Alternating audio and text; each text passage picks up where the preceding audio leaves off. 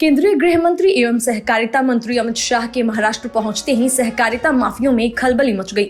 अमित शाह ने उद्धव ठाकरे सरकार को परोक्ष चेतावनी देते हुए कहा कि राज्य सरकारें सहकारिता को राजनीति से ऊपर उठकर देखें, वरना हम मूक दर्शक नहीं बने रहेंगे।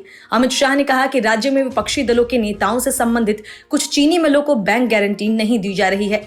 शाह ने सहकारिता क्षेत्र को भरोसा दिलाते हुए कहा कि मैं यहाँ कुछ तोड़ने नहीं बल्कि जोड़ने आया हूँ। मैं विश्वास दिलाता हूँ कि मेरे सामने जो भी मसला आएगा उसका निपटारा यह देखकर नहीं होगा कि सहकारिता की वह इकाई कौन चला रहा है, बल्कि यह देखकर होगा कि सहकारिता की वह इकाई कैसे चल रही है। राज्य सरकार को भी इसी तरह आगे बढ़ना चाहिए। हमारा पूरा प्रयास रहेगा कि सभी चीनी मिलें चालू रहें और एक भी सहकारी चीनी मिल निजी क्षेत्र में जाने की नौबत न आए। शाह ने कहा कि प्रधानमंत्री बनने के बाद नरेंद्र मोदी ने चीनी मिलों की समस्याओं का गहराई से अध्ययन करवाया है। उसमें सुधार के लिए कई महत्वपूर्ण कदम भी उठाए हैं। उनके अनुसार चीनी निर्यात को निर्यात सब्सिडी देने का काम मोदी सरकार ने किया है।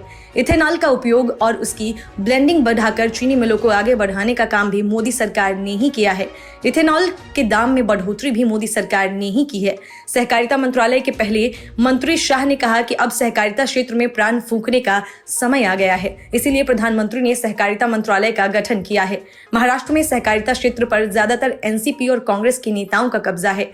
पिछले दिनों कई मामले ऐसे आए हैं कि सहकारी चीनी मिलों के नाम पर भारी भरकम ऋण लेने के बाद इन चीनी मिलों को जानबूझकर घाटे में दिखाया गया और फिर उन्हें किसी न किसी नेता ने कौड़ियों के मोल में खरीद लिया। महाविकास आघाड़ी सरकार में उप मुख्यमंत्री अजित पवार का जरदेश्वर चीनी मिल से ऐसा ही संबंध सामने आया है, जिसके कारण उन पर ईडी और आईटी के छापे भी पड़े हैं। इसीलिए अमित शाह के सहकारिता मंत्री बनने के बाद से ही कांग्रेस और राकांपा के ऐसे सौदे करने वाले नेता सशंकित दिखाई दे रहे हैं। Bureau report, news of India.